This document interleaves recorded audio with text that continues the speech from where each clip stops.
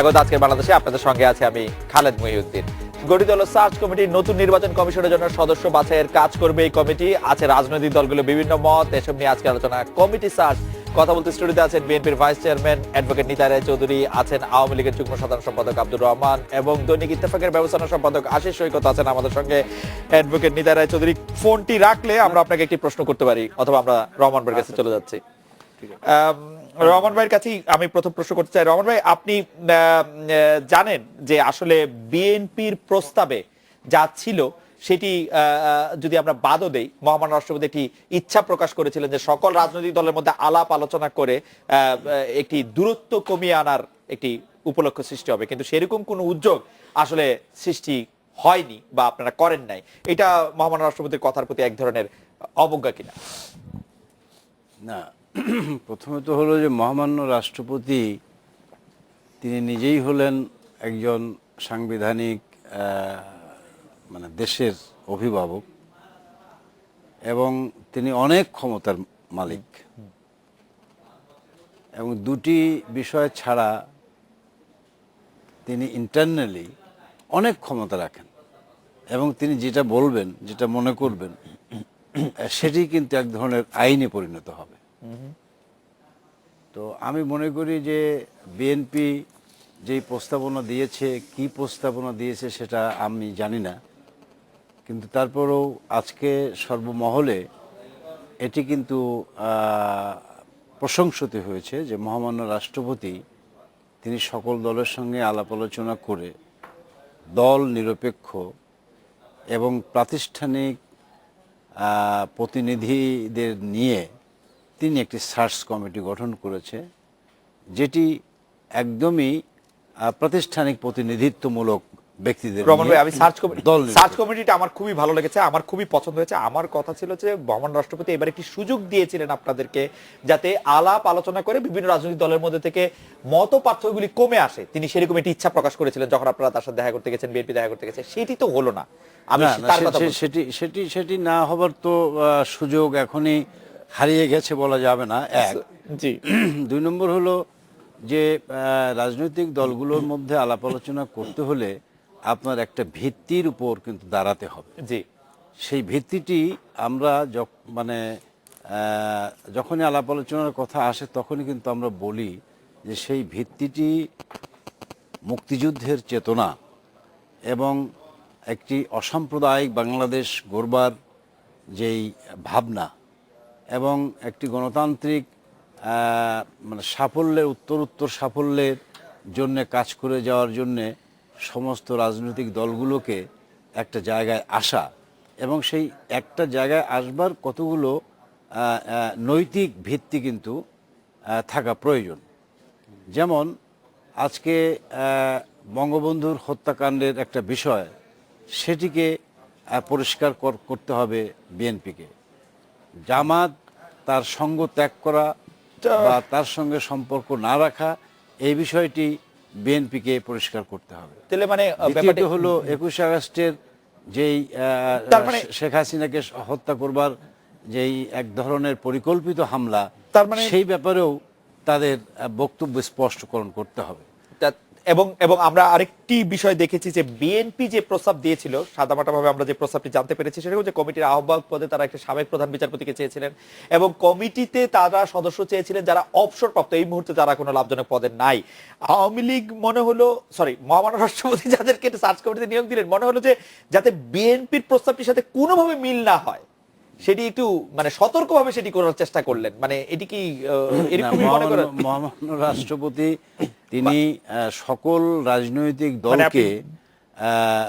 রাজনৈতিক দলকে অ্যাকোমোডেট করবার জন্য এবং সকলের পালসকে অ্যাকোমোডেট করে তিনি সার্বজনীন গ্রহণযোগ্য একটি সার্চ কমিটি করবার লক্ষ্য নিয়েই তার নিজস্ব বুদ্ধি এবং বিবেচনা দিয়ে তিনি এই কমিটিটি করেছেন। আপনি দেখেন, কর্মরত দুইজন বিচারক, সরকারি কর্ম কমিশনের চেয়ারম্যান, সিএজি অধ্যাপক সৈয়দ মঞ্জুরুল ইসলাম, চট্টগ্রামের এইগুলো এই সবকিছুই কিন্তু প্রাতিষ্ঠানিক প্রতিনিধিদের দিয়ে করা। সুতরাং এইখানে ব্যক্তি বিশেষের বিবেচনার থেকে বড় বিবেচনাটাই তিনি এনেছেন প্রতিষ্ঠানগত বিবেচনা। আমার মনে হয় যে আমরা একটু অ্যাডভোকেট নিতা রায় চৌধুরীর কাছে যাই। অ্যাডভোকেট নিতা রায় চৌধুরী, আপনি কি মনে করেন যে আমরা যে 6 জনকে পেয়েছি সেই 6 জনকে নিয়ে তো আসলে খুব বেশি বিতর্ক করার সুযোগ আপনাদের থাকছে না আসলে? জোর করে বলছেন বটে যে সিএজি বা তার সব পিএসসি চেয়ারম্যানের কথা, কিন্তু না, আপনাদের ধন্যবাদ আপনাকে। আমাদের পার্টির তরফ থেকে তাৎক্ষণিক যে প্রতিক্রিয়া আমাদের মহাসচিব দিয়েছেন তাতে তিনি মানে ক্ষুব্ধ প্রতিক্রিয়া ব্যক্ত করেছেন এবং এতে এতে আমাদের হতাশার কথা বলেছেন যে আমরা হতাশ হয়েছি এই জাতীয় প্রস্তাব দেখে। এখন এইখানে এই প্রতিক্রিয়াটা যেটা ব্যক্ত করেছেন কারণটা কি? কারণটা হচ্ছে আপনি একটু আগে যেটা বললেন যে আমাদের পার্টির তরফ থেকে আমরা অবসরপ্রাপ্ত একজন প্রধান বিচারপতি, কোনো নাম উল্লেখ করে বলি নেই, নাম আমরা কয়েকটা দিয়েছি, কিন্তু অবসরপ্রাপ্ত একজন প্রধান বিচারপতি এবং অবসরপ্রাপ্ত লোকদের, যে কথা আপনি বললেন, যারা লাভজনক পদে এখন নেই তাদেরকে দেওয়া হচ্ছে। এখন আমাদের দেশের যে বর্তমান যে পরিস্থিতি তাতে চট্টগ্রাম বিশ্ববিদ্যালয়ের ভাইস চ্যান্সেলর শিরিন আক্তারকে এখানে প্রো ভাইস চ্যান্সেলর এবং এইটিকে আমি বলতে পারি যে উনি আওয়ামী লীগের মনোভাব, কিন্তু বাকি 5 জন সম্পর্কে কি কথা বলা যাবে? আপনি বাকি 5 জন অ্যাডভোকেট নিতা রায় চৌধুরী, আমি শুধু আপনাকে স্মরণ করে দিতে, সৈয়দ মাহমুদ হোসেন বিচারপতি হচ্ছেন সেই লোক যাকে বিএনপি সরকার ক্ষমতা এসে 2002 সালে যা চাকরি স্থায়ী করেছিল, এবং বাকি 5 জন তার সমানে যারা ছিলেন তাদেরকে কিন্তু চাকরি স্থায়ী করেননি। উনি একমাত্র পছন্দের বিচারক যাকে স্থায়ী বিচারক করা হয়েছিল। আপনার নিশ্চয়ই মনে আছে মাহমুদ হোসেন, আপনারা খুব পরিচিত। স্থায়ী বিচারক মানে বিএনপির পছন্দের এসকে সিনহাকেও করা হয়েছিল, যে এখন যে প্রধান বিচারপতি এসকে সিনহা উনার আগের ব্যাচ, আমি উনার ব্যাচে শুধু উনাকে করা হয়েছে। হ্যাঁ, এখন কথা হলো সেটা না, মানে সৈয়দ মাহমুদ হোসেন সম্পর্কে, বিচারক হিসেবে সৈয়দ মাহমুদ হোসেন সম্পর্কে আমার কোনো বক্তব্য নাই। তিনি একজন ভালো বিচারক, মানে তার মানে অমায়িক ব্যবহার, বিএনপির পছন্দের বিচারক না পছন্দের থাকলো, আমরা সেইখানটা আসছি না। আপনি যেটা বলেছেন ওইটাই, যে যারা এখনো কর্মরত আছেন, এই কর্মরত ব্যক্তিদের সামনে আমাদের দেশের যে সংস্কৃতি যেভাবে ডেভেলপ করেছে, যে সামনে মানে আরো অনেক পথ থাকে যেখানে সরকারের উপরে অনেক জায়গায় তাদের মানে আপনাদের কথাকে কন্ট্রাডিক্ট করছে অ্যাডভোকেট নিতা রায় চৌধুরী, কারণ আপনারাই বলেছেন আপিল বিভাগের বিচারপতিরা বা বিচারকেরা বা প্রধান বিচারপতিদের প্রতি আপনাদের অগাধ আস্থা রয়েছে। এই প্রধান বিচারপতি নিয়োগ দিয়েছেন আপিল বিভাগের জ্যেষ্ঠতম বিচারক। না, আমাদের আস্থার কোনো অভাব নাই, সেটা আস্থা ভিন্ন জায়গা। কিন্তু কথা হলো যে এখানে যে লোকজনগুলো উনারা নাম দিয়েছেন, এখানে সরকারের একটা বিশেষ উদ্দেশ্য আছে এবং উদ্দেশ্যটাই রাষ্ট্রপতির মানে কাছ থেকে এটা প্রতিফলিত হয়েছে। মহামান্য রাষ্ট্রপতি তিনি যে মানে এই সার্চ কমিটি গঠনের ক্ষেত্রেও এই বিভিন্ন রাজনৈতিক দলের যে প্রস্তাবগুলো, এই প্রস্তাব বিবেচনা করে এবং রাজনৈতিক দলের মানে প্রধানদের সাথে অথবা রাজনৈতিক দলের প্রতিনিধিদের সাথে আলোচনা করে উনি এটা ঠিক করতে পারতেন। হঠাৎ করে এবং সার্চ কমিটি গঠন, দেখেন সংবিধান নাই, কিন্তু সংবিধানে কিন্তু সার্চ কমিটি গঠনের বিষয়টা নাই। গতবার মানে প্রয়াত রাষ্ট্রপতি জিল্লুর রহমান তিনি 4 জনকে নিয়ে কমিটি করেছিলেন সার্চ কমিটি, এবার আর 2 জনকে বাড়িয়ে 6 জনকে করেছেন। এই যে 4 জন এবং 6 জন গতবার ক্ষেত্রে আমরা বাদ দিলাম, এইবার যে 6 জন করেছেন, এই 6 জনের ভিতরে আমরা মনে করি যে এদের সাথে সরকারি দলের কিছু মানে সংশ্লিষ্টতা রয়ে গেছে, তাদের পছন্দের লোকগুলো এখানে এনেছে। অ্যাডভোকেট নিতা রায় চৌধুরী, আমি এই 6 জনের ব্যাপারে এতটা নিশ্চিত, আমি প্রফেসর শিরিন এর সম্পর্কে আমি বলতে পারি যে হ্যাঁ তিনি, বাকি 5 জনের সম্পর্কে এতটা নিশ্চিত বলা যাবে কিনা আমরা আবার আসি আপনার কাছে। না, একজন লোক ভালো হতে পারে, কিন্তু সেই লোকটা যখন সরকার তো সরকারের প্রতিনিধি অডিটর কন্ট্রোল জেনারেল এমন একজনকে নিয়োগ দেয় যার সাথে রাজনীতি কোনো সম্পর্ক না, কারণ সরকারের প্রতিষ্ঠানগুলিরই খুদ বার করতে চেষ্টা করে ওই লোকটিকে দিয়ে। কোনোদিন কোনো কেউ কিন্তু অডিটর কন্ট্রোল জেনারেলকে নিজেদের লোক নিয়োগ দেন, আমি জানি না মানে আপনারা দিয়েছেন কিনা। মধ্য শ্রেণীর অন্তর্ভুক্ত মানুষের এক ধরনের কিন্তু মানে একটা মেরুদণ্ডহীনতা থাকে। আচ্ছা, এই মেরুদণ্ডহীনতা থাকে যখন কর্মরত একজন থাকে, তিনি কেউ মনে করে আমি এরপরে প্রধান বিচারপতি হব, কেউ মনে করে এরপরে আমি অ্যাপিলেট ডিভিশনে যাব, কেউ মনে করছে এরপরে আমি পিএসসি চেয়ারম্যান হব। বিচারপতি সৈয়দ মাহমুদ হোসেন এমন একজন, যদি সরকার শুধু জ্যেষ্ঠতা লঙ্ঘন না করেন উনি প্রধান বিচারপতিই হবেন। না, তা তো হবে না, মানে এর মধ্যে তো আর তার জন্য আর কোনো পুরস্কার নাই, তারপরেও চাকরিটি চলে যেতে পারে প্রধান বিচারপতি না। আশা করি উনি প্রধান বিচারপতি হোক এবং হবেন, এমনকি বিএনপি ক্ষমতা আসলেও উনি প্রধান বিচারপতি হতে পারেন, তা নিয়ে কিন্তু কোনো বিতর্ক নাই। আজকে যে বিচারপতি এসকে সিনহা, বিএনপি ক্ষমতা থাকলে উনি প্রধান বিচারপতি হয়তো ওনাকেই করা হতো, তাতে কোনো আমি জানি না বিচারপতি এসকে সিনহাকে বিএনপি আসলে প্রধান বিচারপতি। আমি আমার দৃষ্টিভঙ্গিতে, আমি একসময় আইন মন্ত্রণালয়ের দায়িত্বে ছিলাম, আমি আমার দৃষ্টিভঙ্গি থেকে বলছি যে এখানে কিন্তু বিএনপির এই হীনমন্যতা নেই। আমার এটি বিশ্বাস করা একটু কষ্টকর। যাই হোক, আমি একটু আসি সৈকত ভাই, আপনার কাছে একটু আসি যে আসলে রাষ্ট্রপতি চাইলে যে সার্চ কমিটির কথা আসলে সংবিধানে নেই, সেই সার্চ কমিটি সবার কথা রাখতে পারতেন, এটলিস্ট বিএনপির কথা রাখতে পারতেন, অবসরপ্রাপ্তদের প্রাধান্য দিতে পারতেন। তিনি আসলে অবসরপ্রাপ্তদের একেবারেই নেন নাই। এর কি কারণ আছে বলে আপনি মনে করেন? না, আসলে সার্চ কমিটি তো আপনি বললেন যে সার্চ কমিটির কথা কোথাও বলা নাই, এটা এখন এক ধরনের রেওয়াজ হচ্ছে আর কি, যে এর আগেরটা হয়েছিল সার্চ কমিটির মাধ্যমে, এটিও হচ্ছে। কিন্তু যে রাজনৈতিক দলগুলোর সঙ্গে যে সংলাপের যেটি শুরু হলো রাষ্ট্রপতির সঙ্গে, সেখানে কিন্তু সব রাজনৈতিক দলই অ্যাকসেপ্ট বিএনপি, সেখানে শুধু আইনের কথা বিএনপি শুধু বলে না যে আইনটা করতে হবে। অন্য সব রাজনৈতিক দল, আওয়ামী লীগ সহ, তারা কিন্তু সবাই বলেছিল যে এখনই আইনটা করেন, অথবা প্রজ্ঞাপন জারি করে করেন, মানে অধ্যাদেশ জারি করে করেন। কিন্তু বিএনপি কেন চায়নি আইনটি আমি জানি না। এবং আসলে ধরেন 44-45 বছর হয়ে গেছে, কিন্তু সংবিধানের এই জিনিসটি কেন আইনে হয়নি বা কোনো জোরালো দাবিও কিন্তু কখনো ওঠেনি। এবং কিন্তু তারপরেও কিন্তু কোনো কিছু থেমে থাকেনি। মানে নির্বাচন কমিশন কিন্তু অনেক ভালো নির্বাচন কমিশন কিন্তু আমরা পেয়েছি, কোনো আইন ছাড়া বা সার্চ কমিটি ছাড়া। বরং যে সার্চ কমিটির মাধ্যমে প্রথম যে নির্বাচন কমিশনটি গঠিত হলো, যে নির্বাচন কমিশনটি এখন কাজ করছে, এটি নিয়ে কিন্তু অনেক প্রশ্ন আছে। তাদের করা অধীনে অনেক নির্বাচন নিয়ে কিন্তু অনেক প্রশ্ন আছে। অতএব সার্চ কমিটির মধ্য দিয়ে করলেই যে ভালো হবে সেটি কিন্তু খুব ভালো করে বলা যাবে না। ভালো সার্চ কমিটি হলে ভালো হতে পারতো। সেই জায়গায় আমি বলছি, আমি সৈয়দ মোহাম্মদ হোসেন বিচারপতি, উনি খুব ভালো লোক, পরবর্তী হয়তো চিফ জাস্টিস হবেন, কিন্তু এই সৈয়দ মোহাম্মদ হোসেন গত সার্চ কমিটির প্রধান ছিলেন, রাইট? তো সেই জায়গাটায় কিন্তু একটা মানে আলো ধোঁয়াশা একটা কিছু আছে, যে তার নির্বাচনটা কিন্তু কতটা ভালো হয়েছিল। কিন্তু আশিফ ভাই, আপনাকে একটি প্রশ্ন করতে চাই যে ধরেন আপনি কোন একটি সার্চ কমিটি থাকলে আপনি কি কোনো পর্যায়ে কাজী রকিবকে বাদ দিতেন? কাজী রকিবউদ্দিন আহমেদ তো সব দিক দিয়ে তিনি ভালো লোক হিসেবেই পরিচিত। মানে কাজী রকিবউদ্দিনের যে অতীত অভিজ্ঞতা, এবং তিনি কখনো প্রধানমন্ত্রীর কার্যালয়ে কাজ করেন নাই, তিনি কখনো জনতার মঞ্চের মধ্যে তিনি বড় ভূমিকা পালন করেন নাই, তাকে আপনি কিভাবে আওয়ামী লীগের লোক বলবেন? আমি আওয়ামী লীগের লোক তাকে বলতে চাই না। খারাপ লোকই বা কেমনে বলবেন? কাজী রকিবউদ্দিন তো বেগম জিয়ার দেওয়া 13 দফায় পাশ করে। আমি খারাপ লোকও বলতে চাই না, আমি বলতে চাই যে তার পছন্দটি যে কোনো কারণেই শতভাগ পূর্ণতা দিতে পারেনি, রাইট? যে আকাঙ্ক্ষাটা তৈরি হয়েছে, কাজী রকিবের দোষ, এটা ওনার দোষ না। হ্যাঁ, একজন ভালো মানুষ, কাজী রকিব নিশ্চয়ই ভালো মানুষ, কিন্তু একজন সৎ কর্মঠ উদ্যোগী মানুষ আমরা দিতে পারিনি। যেটা নাকি আপনি যদি আবু হেনার নির্বাচন কমিশনের দিকে তাকান, বা তার আগে এম এ সাঈদের নির্বাচন কমিশনের দিকে তাকান, তাহলে কিন্তু দেখবেন তারা সার্চ কমিটির মধ্য দিয়ে নয়, তারা একটি রাজনৈতিক সরকারের সময় রাষ্ট্রপতি নিয়োগপ্রাপ্ত হয়েছিলেন কোনো সার্চ কমিটি ছাড়াই। তারা কিন্তু অনেক ভালো কাজ করেছে। এবং আপনি যদি এম এ সাঈদেরটা মনে আছে আপনি নিশ্চয়ই, যে 2000 সালে আওয়ামী লীগ সরকার তাকে নিয়োগ দিয়েছিল এম এ সাঈদকে প্রধান নির্বাচন কমিশনার হিসেবে, এবং বিএনপি পরদিনে একটি হরতাল দিয়েছিল ওই সাঈদ সাহেবের বিরুদ্ধে, কারণ তার বাড়ি গোপালগঞ্জে। গোপালগঞ্জে বাড়ি দলীয় নির্বাচনে দেওয়া হয়েছে, তার অধীনে নির্বাচন মানি না। এবং বিএনপির হলো চরম দুর্ভাগ্য যে সেই সাঈদ সাহেবের অধীনে 2001 সালের নির্বাচনে বিএনপি জিতে গিয়েছিল, মানে ব্যাপক অনেক বড় জয় লাভ করেছে।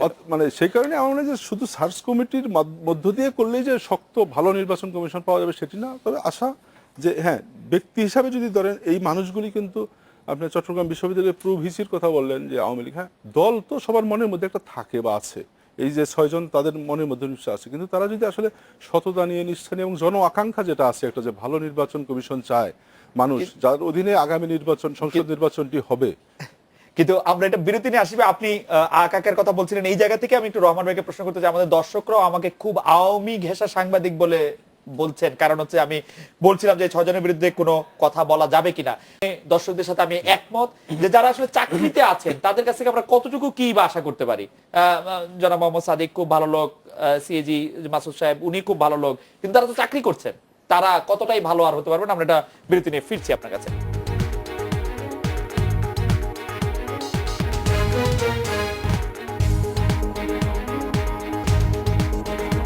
ফিরে এলাম আজকে বাংলাদেশে। রহমান ভাই, আমি আপনার কাছে জানতে চাইছিলাম যে নির্বাচন কমিশনের যে গঠন, অন্তত 3 জন, এবং দর্শকরা যেটা বলতে চাইছিল অন্তত 3 জন সরকার সরাসরি চাকরি করছেন, বিচার বিভাগে এখনো কর্মরত আছেন 2 জন। তাদের সম্পর্কে আমি কিছু না বললেও তারা যেহেতু রাষ্ট্রের পদে আছেন এবং তারা অবসর গ্রহণের পরে তারা সুযোগ থাকছে, দর্শকরা যেরকম বলছেন, সেটি আপনি কি বলবেন যে এটি আসলে ঠিক হয়েছে কিনা? আমি এই ক্ষেত্রে প্রথমে নিতাইদার কথার উত্তরে একটা কথা বলতে চাই, যে উনি বলেছেন যে আমাদের কথা, আমাদেরকে ইঙ্গিত করে যে ওনারা যাদেরকে চিন্তা করেছেন তার প্রতিফলনই মহামান্য রাষ্ট্রপতি করেছেন। আমারও তাই মনে হয়। এই কথাটি একেবারেই অসত্য এবং ভিত্তিহীন, এবং বাংলাদেশ আওয়ামী লীগ কখনোই দলীয় মানুষকে, দলীয় লোককে এই সার্চ কমিটিতে অন্তর্ভুক্ত করুক এটা কখনোই তারা কামনাও করে নাই, তারা তাদের জায়গা থেকে কোনো প্রস্তাবও দেয়নি। সুতরাং আমাদের দায়িত্বহীন একটি আস্থা ব্যক্ত করেছি মহামান্য রাষ্ট্রপতির উপরে, যে মহামান্য রাষ্ট্রপতি তিনি সংবিধানের রক্ষক, তিনি দেশের অভিভাবক, এবং উনি যে সিদ্ধান্ত নেবেন ওনার বিবেচনা দিয়ে সেই সিদ্ধান্ত বাংলাদেশ রমন ভাই, আপনি যদি আমাকে 1 মিনিটের একটা পজ দেন, আমি একটু আসবের কাছে যেতে চাই। আসবে, আপনার কাছে কি মনে হয় যে মহামান্য রাষ্ট্রপতি এই সিদ্ধান্তটি ইন্ডিপেন্ডেন্টলি নিয়েছেন না প্রধানমন্ত্রী পরামর্শে নিয়েছেন এই সার্চ কমিটির এই 6 জনের ক্ষেত্রে? আপনি যেহেতু অনেকদিন ধরে মানে শুধু ইয়েই করছেন না, মহামান্য রাষ্ট্রপতিকেও আপনি আসলে ব্যক্তিগতভাবে চেনেন, জানেন, তার সাথে অনেকদিন ছিলেন, আপনার কাছে কি মনে হয়? রাষ্ট্রপতি হয়তোবা প্রধানমন্ত্রীর সঙ্গে আলোচনা করেছেন, তবে সিদ্ধান্ত তিনি নিজেই নিয়েছেন। এটি তার সিদ্ধান্তে হয়েছে, এটি আপনার আমার তাই মনে হয়। রমন ভাই, আপনি না, তো আমি যে কথা বলছিলাম যে মহামান্য রাষ্ট্রপতি তিনি বাংলাদেশ আওয়ামী লীগের প্রধান হিসেবে যেই প্রতিনিধি দল তার কাছে গিয়েছিল তাদের সঙ্গে তো আলাপ করতেই পারেন, বিএনপির সঙ্গেও তিনি করেছেন, কিন্তু এই সিদ্ধান্তটি তিনি একান্তই তার নিজস্ব সিদ্ধান্ত এবং তিনি তার বিবেচনা প্রসূত সিদ্ধান্ত দিয়েই আমার মনে হয় যে জাতিকে একটা তুলনামূলক বিচারে তিনি একটি গ্রহণযোগ্য সার্চ কমিটি সকলের কাছে দিয়েছেন, এবং তার এই সিদ্ধান্তের ব্যাপারে আমাদের আসলে কোনো বক্তব্য না রাখাই ভালো। কারণ তার প্রতি যদি আমরা আস্থার জায়গাটুকু এতটুকু যদি আমরা মানে কি বলে যে অনাস্থার জায়গা তৈরি হয়, তাহলে একটা দেশে বড় ধরনের সংকট তৈরি হবে। সুতরাং আমি মনে করি যে মহামান্য রাষ্ট্রপতির সিদ্ধান্তের প্রতি সকলেরই শ্রদ্ধা থাকা উচিত। আর যারা চাকরি করছেন বলে তারা সরকারের কি বলে যে দৃষ্টিভঙ্গির জায়গাটাকে মূল্যায়ন করবেন, আর যারা অবসর নিয়েছেন তারা কোনো দলের ইঙ্গিত বা কোনো দলের বিবেচনাকে মাথায় নেবেন না, এমনটি কিন্তু আমাদের বাংলাদেশের রাজনীতি ইতিহাস বলে না। সুতরাং এখন বর্তমানে কর্মরত আছেন সেই অপরাধে সেই বিবেচনাই কেবলমাত্র মানে কি বলে যে এই দোষে দুষ্ট করা যাবে না। আমি অ্যাডভোকেট নিতাই চৌধুরী আপনার কাছে জানতে চাই যে বিএনপির প্রধান ক্ষোভের জায়গাটি কি এই সার্চ কমিটিতে আসলে কি কি ত্রুটি আছে আপনাদের কথা না শোনা ছাড়া? আমি এই খুব সংক্ষেপে আমি যেটা বলছি সেটা হলো এই যে প্রথম পর্বে রহমান ভাই যে কথাটা বলেছেন আমার সেই কথা, উনি বলেছেন যে মানে আমাদের রাজনৈতিক দলগুলোর ভিতরে আলোচনার যে প্রাথমিক ভিত্তি যেটা থাকা দরকার সেটা হচ্ছে মুক্তিযুদ্ধের চেতনা, আরেকটা হচ্ছে অসাম্প্রদায়িক বাংলাদেশ।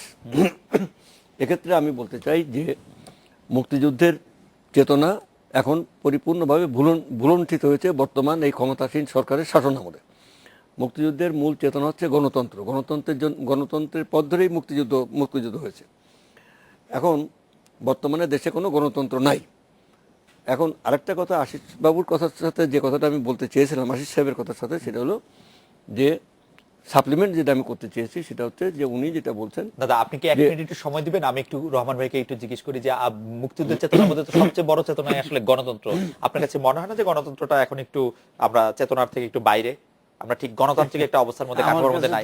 আমার কাছে তো মনে হবার এটি কোনো কারণই নেই, কারণ সব ধরনের গণতান্ত্রিক চর্চাই বাংলাদেশে হচ্ছে এবং বাংলাদেশ এই সরকারের অধীনে যতগুলো নির্বাচন, স্থানীয় সরকারের প্রত্যেকটা স্তরে নির্বাচন থেকে শুরু করে উপজেলা নির্বাচনের তৃতীয় চতুর্থ পর্যায়ে এবং ইউনিয়ন পরিষদ নির্বাচনের শেষ গুলি মাথায় রেখেই বলছেন? না, আমি ওইগুলো মাথায় রেখেই গণতন্ত্র সমাজতন্ত্র ধর্মের মাথায় রেখেই বলছি। এই কারণে বলছি যে এটি শোনেন, কতগুলো স্তরের নির্বাচন, সেই ক্ষেত্রে বিএনপি মনস্তাত্ত্বিক ভাবেই তারা কিন্তু মাঠ ছেড়ে দিয়েছিল, এটাই বাস্তবতা।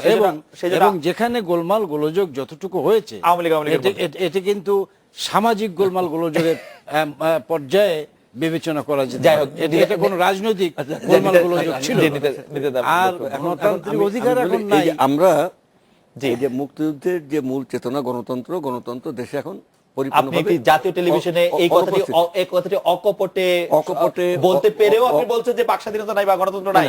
এখানে বাক স্বাধীনতা নাই, এখানে গণতান্ত্রিক কোনো মূল্যবোধ নাই এবং আমি সত্যি আশা করি নিতে আপনারা ক্ষমতায় আসেন, আমরা দেখতে চাই যে জাতীয় টেলিভিশনে খুব কথা বলা যায় কিনা। রাষ্ট্রযন্ত্র এখন একটা দানবীয় রূপ লাভ করেছে।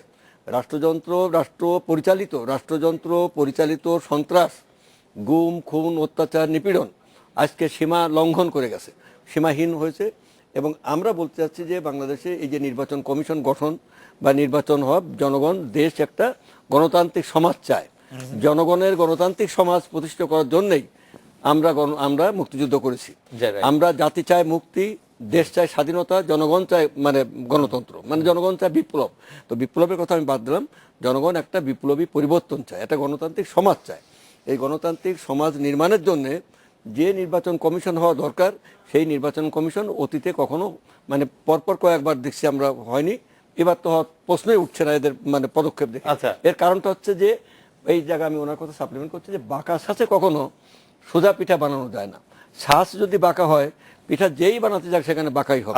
আজকে বর্তমান প্রেক্ষাপটে আমাদের বক্তব্য হচ্ছে যে এখানে শুধু আইন করলেই হবে না।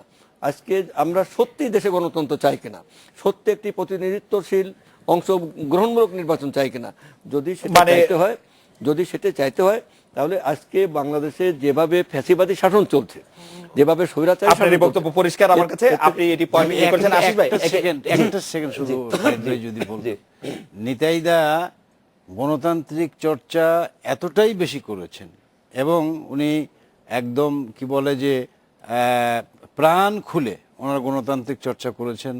উনি জাতীয় পার্টির একসময় বড় দায়িত্বে ছিলেন, সে সময় তিনি করেছেন, এখন বিএনপির বড় দায়িত্বে আছেন, এখনো মিডিয়াতে তিনি কথা বলছেন নির্দ্বিধায়, নির্ভাবনায়, নিঃসংকোচে। এমন উদাহরণও ছিল যে বিএনপির আমলে এই যে গুম খুনের কথা বলে, বা আমাদের বাংলাদেশ ছাত্রলীগের মহানগরের প্রথম যে প্রেসিডেন্ট মাহফুজ বাবু, তাকে কিন্তু প্রথম গুমের শিকার হতে হলো জিয়াউর রহমান ক্ষমতা। সেই সব ইতিহাসে যাব না, তবে আপনাকে আমি দয়া করে বলবো, নিতাই দাকে দয়া করে বলবো, আপনি একজন সেন্সিবল মানুষ, আপনি একজন আইনজীবী, এবং আমার মনে হয় যে মিডিয়াতে কথা বলছেন, অনেক লোক শুনছে, সুতরাং এই বাংলাদেশ এই সরকারের অধীনে গণতান্ত্রিক চর্চা নাই, এই কথাটি আপনার দিক থেকে বলা আমার মনে হয় মোটেই সম্ভব। গণতান্ত্রিক চর্চা নাই সেই কথাটি আপনি বলেন না, কারণ এই কথাটা বললে একটু ভয়ের কারণ হতে পারে না রমন ভাই? না, ভয়ের কারণ নাই। আমি আশিস ভাই আপনার কাছে আসতে চাই হচ্ছে, আমি একটু বিরতি নিয়ে আমি আপনার কাছে যেটি দৃষ্টি আকর্ষণ করতে চাই যে প্রধান নির্বাচন কমিশন কর্মকর্তা, প্রধান নির্বাচন কমিশনের অন্যান্য কমিশনারদেরকে নিয়োগের লক্ষ্যে একটি আইন প্রণয়নের কথা আওয়ামী লীগ করেছিল, বেশ জোর দিয়ে বলেছিল এবং বলেছিল যদি সম্ভব না হয়, মানে সময় না পায় অধ্যাদেশ করে যেন করে। কিন্তু তার দুদিন পরে আবার প্রধানমন্ত্রী শেখ হাসিনা বলেছেন যে এই আইন এখন করা যাবে না, সবার সঙ্গে আলোচনা করতে হবে, আইন করার সময় নাই। এইটাকে আপনি আসলে কিভাবে দেখেন, কে বিশ্লেষণ করেন? আমরা একটা বিরতি নিয়ে এসে আপনার কাছে একটু শুনি।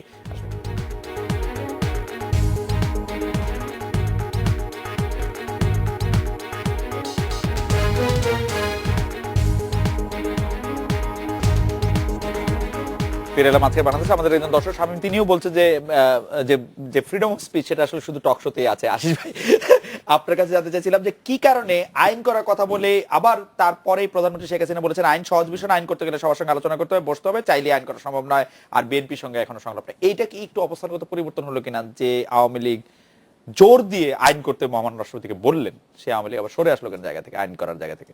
না, সরে আসা ঠিক আমার কাছে মনে হয়নি। যে আইন করার প্রস্তাব আওয়ামী লীগ দিয়েছিল রাষ্ট্রপতিকে, কিন্তু প্রধান বিরোধী দল বিএনপি কিন্তু আইন করার প্রস্তাব দেয়নি। অতএব ওই জায়গাটায় কোনো জটিলতা নাই যে বিএনপি দাবিটা খুব কট্টর করেছে দেখে প্রধানমন্ত্রী সরে গিয়েছেন, আমার কাছে তা মনে হয় না। আসলে সময়টা খুব কমই ছিল। একটি আইন করতে হলে যে আপনি জানেন একটা লম্বা প্রক্রিয়ার মাধ্যমে বিষয়টি আসে, আইন মন্ত্রণালয়, ক্যাবিনেট হয়ে আবার সংসদে পারে। ঢাকা 2 ভাগ করার যে আইন সেটা খুব কম সময়ের মধ্যে করেছে, পাস করেছে 1 মিনিটে, করেছে ড্রাফট করেছে 2-3 দিনে। না, 2-3 দিনে না, তার পিছনের কাজগুলো কিন্তু অনেকদিন আগে থেকেই শুরু হয়েছে। আইন করার কাজটিও নিশ্চয়ই পিছনের কাজটি আগে থেকে না করলে রাষ্ট্রপতিকে প্রস্তাব দিবেন কেন? প্রধানমন্ত্রী তো জানেন যে এটির কাজ চলছে। সেটি নিয়ে আমরা প্রশ্ন করতেই পারি, কিন্তু এই আইনটি যে খুব করতেই হবে এই জন আকাঙ্ক্ষা কিন্তু এতদিন ছিল না। গত 44-45 বছর কিন্তু বাংলাদেশে এই জন আকাঙ্ক্ষা তৈরি হয়নি। এইবারই কিন্তু হঠাৎ করে আইনটির কথা সামনে এসেছে। এবং আমরা কিন্তু গত যদি আপনি 20-25 বছরে বাংলাদেশের ইতিহাস দেখেন, নির্বাচন কমিশন গঠন নিয়ে কিন্তু এত বিতর্ক কখনো কখনো হয়নি। হয়নি। হয়েছে নির্বাচনকালীন সরকার নিয়ে, যে 90 এর পর থেকে নির্বাচনকালীন সরকারটা কি হবে, কেয়ারটেকার হবে না রাজনৈতিক সরকার হবে, সেটা নিয়ে আমরা নানা রকম গবেষণা করেছি, নানা রকম আলোচনা হয়েছে, কিন্তু নির্বাচন কমিশন গঠন নিয়ে কিন্তু কোনোদিন এরকম হয়নি। এই প্রথম জিল্লুর রহমান যখন প্রেসিডেন্ট ছিলেন তখনই সার্চ কমিটির মধ্য দিয়ে একটি নির্বাচন কমিশন গঠন হলো, এবং সেটি নিশ্চয়ই একটি ভালো করার আকাঙ্ক্ষা থেকে তৈরি করা হয়েছিল, কারণ রাষ্ট্রপতি নিজেই যাকে ওকে নিয়োগ দিতে পারেন। এবং এখন এটি একটি রেওয়াজে পরিণত হলো দ্বিতীয় দফায়। আইন করার আগ পর্যন্ত হয়তো এই রেওয়াজটা অব্যাহত থাকবে।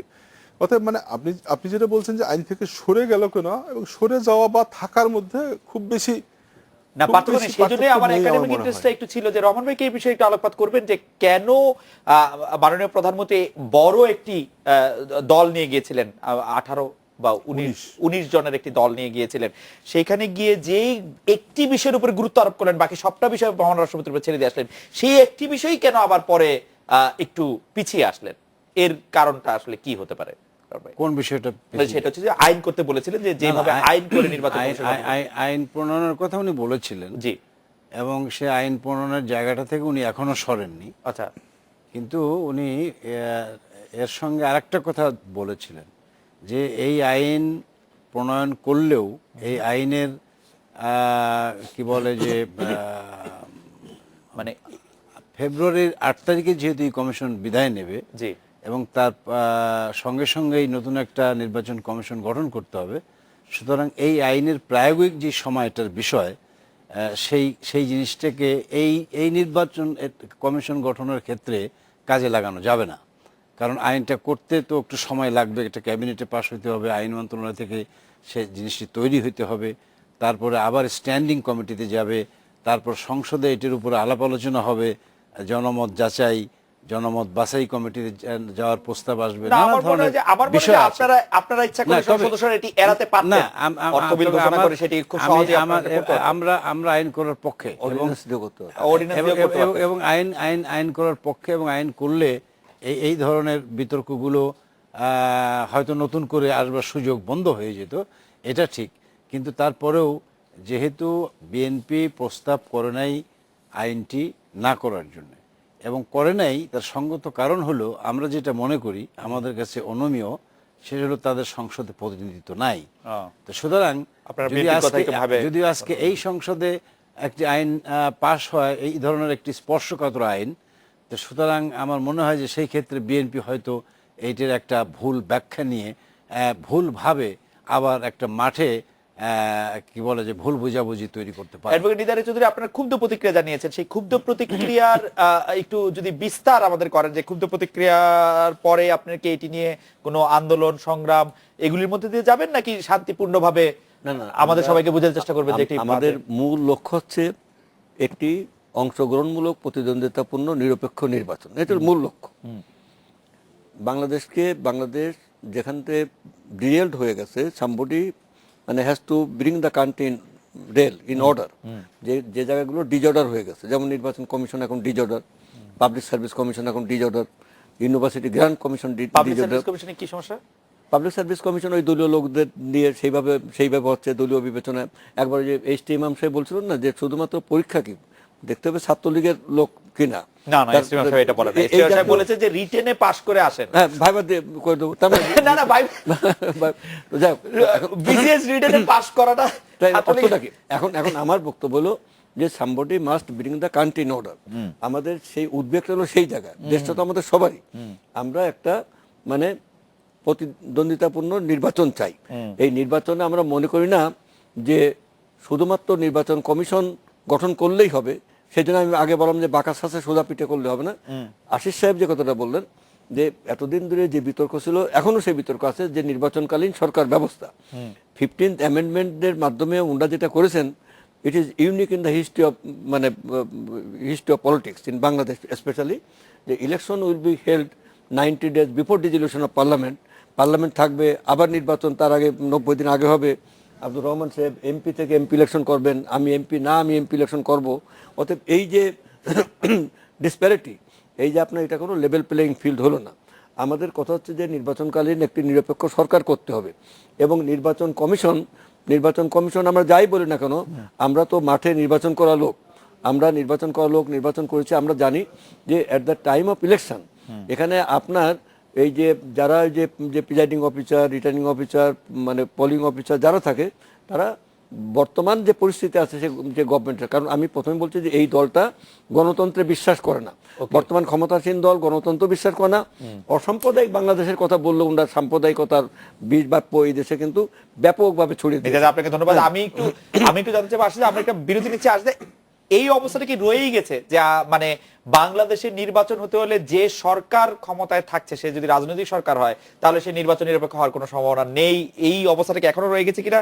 বেশি মওদুদ আহমেদকে উদ্ধৃত করতে চাই, এমন একটি সরকার থাকতে হবে যে সরকার নির্বাচনের ফলাফলে কোনো রাজনৈতিক স্বার্থ থাকতে পারবে না। সহায়ক সরকার বলতে আমরা এটাকেই বুঝি। একটি সহায়ক সরকার লাগবেই কিনা যার রাজনৈতিক কোনো স্বার্থ নাই, সেটা সম্পর্কে আপনার কাছে একটু শুনবো। আমরা একটা বিরতি নিয়ে ফিরছি।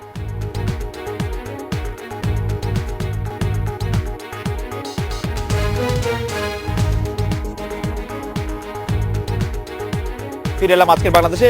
জনাব আশিস সৈকত, আমি আপনার কাছ থেকে জানতে চাইছিলাম যে সহায়ক সরকারের কথা যে ধারণা বিএনপি দিচ্ছে এবং বলছে যে এই সরকার ক্ষমতায় থাকলে তারা যদি রাজনৈতিক স্বার্থ থাকে তাহলে আর নির্বাচন সুষ্ঠু হবে না, এই অবস্থা থেকে কি আমরা আসলে?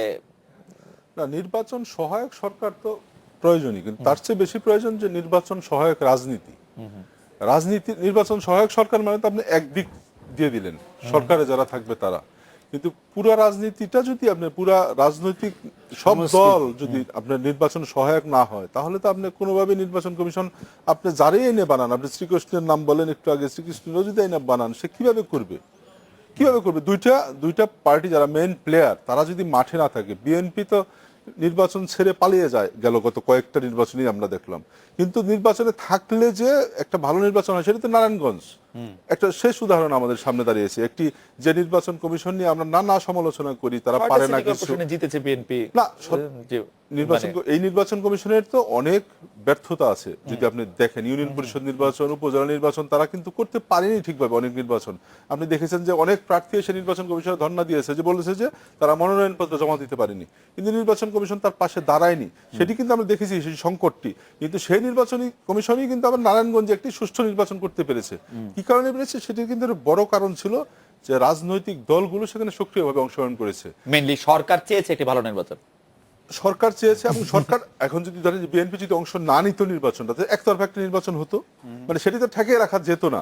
বিএনপি যেহেতু নির্বাচন অংশ নিয়েছে, আওয়ামী লীগ নির্বাচনে অংশ নিয়েছে, সব ভোট কেন্দ্রে আমি সেই নির্বাচনটিতে গিয়েছিলাম, সেই সব ভোট কেন্দ্রে বিএনপি এবং আওয়ামী লীগের প্রার্থীর এজেন্ট ছিল। এবং বিএনপি এবং আওয়ামী লীগের মতো বড় দুটি শক্তি যদি সক্রিয় হয় নির্বাচনকে যদি তারা সত্যিকারে মিন করে নির্বাচনে অংশ নেয়, নির্বাচন কমিশন যতই চেষ্টা করুক না কেন একটি নির্বাচনকে বিতর্কিত করার জন্য বা নষ্ট করার জন্য খুবই কঠিন কাজ, খালেদ আপনি জানেন। রাইট, আমি আপনার সাথে এই ব্যাপারে একমত যে নির্বাচন করা খুব কঠিন কাজ। এই ব্যাপারে রহমান ভাই কিছু যোগ করতে চান কিনা, যে আপনারা আসলে একটি ভালো নির্বাচন চান কিনা? আমি মাননীয় প্রধানমন্ত্রী শেখ হাসিনাকে, যিনি আওয়ামী লীগের সভাপতিও বটে, তার একটি উদ্ধৃত করছি, 2019 সালে জাতীয় নির্বাচন, আমি চাই না নির্বাচন প্রশ্নবিদ্ধ হোক, নির্বাচনে যেন জয়ী হতে পারে সেভাবে কার্যক্রম চালাতে পারে। তিনি দুটি কথা বলেছেন, এক, তিনি কোনো প্রশ্নবদ্ধ নির্বাচন চান না এবং তিনি নির্বাচনে জয়ী হতে চান না, জয়ী হতে চান।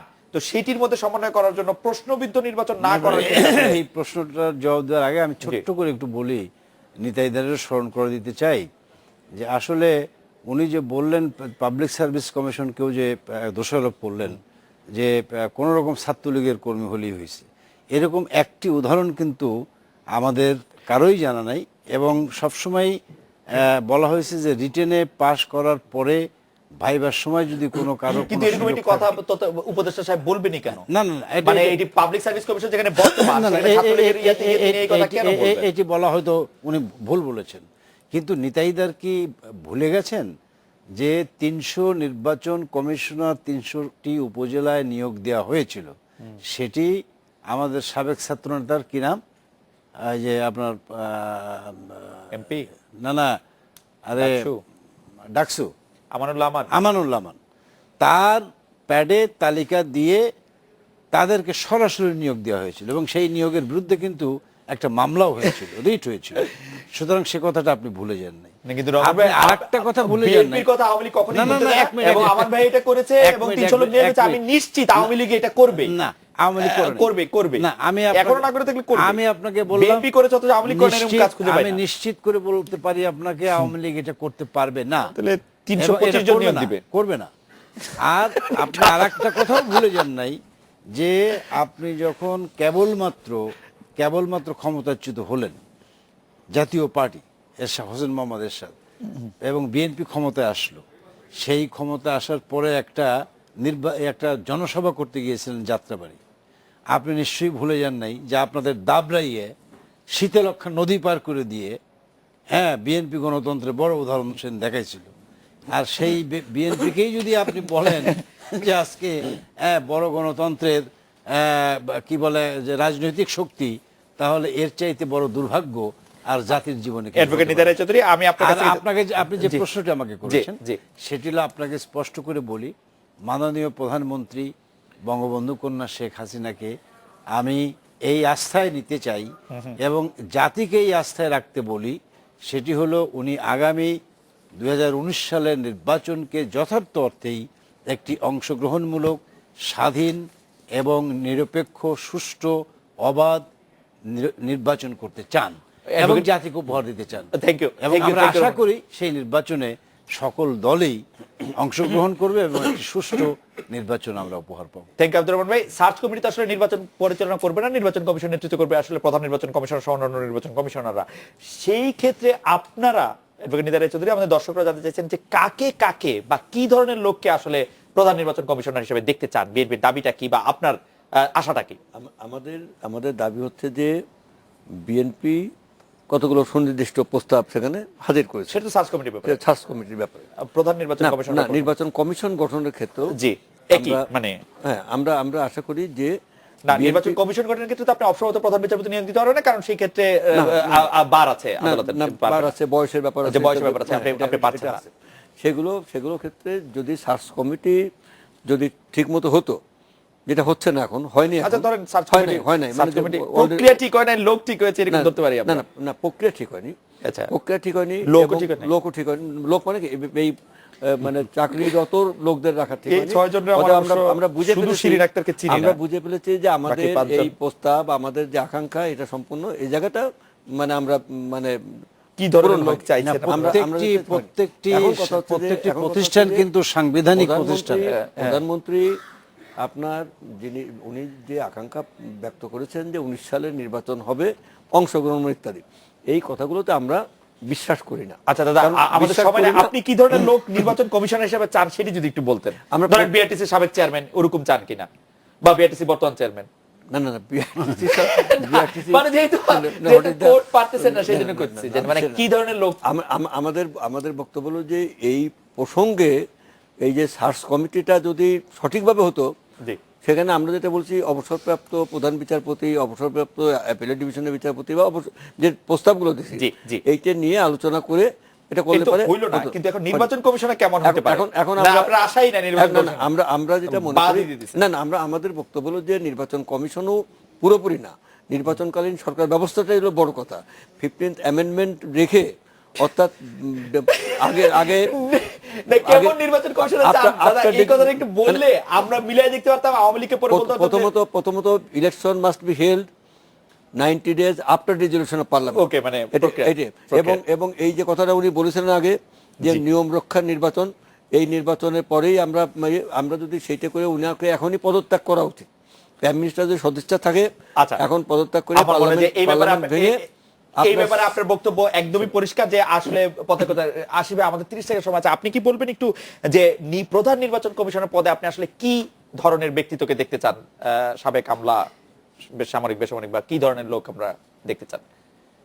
না, উদ্যোগী, সৎ, কর্মঠ, সেটি কি খুব বোঝা যাওয়ার কোনো মাপদণ্ড? মাপদণ্ড যদি আপনি দেখেন যে অতীতের নির্বাচন কমিশনারগুলো যদি আপনি যদি তাকান, আপনি তো সাবেক সচিবরাই কিন্তু সফল হয়েছে। আপনি যদি আবু হেনা নির্বাচন কমিশন দেখেন, আপনি যদি সাইদের নির্বাচন কমিশন দেখেন, তারা কিন্তু ভালো পারফরমেন্স দেখিয়েছে। সেক্ষেত্রে আমি বলছি না যে তাই হতে হবে, একটা সুবিধা হয়।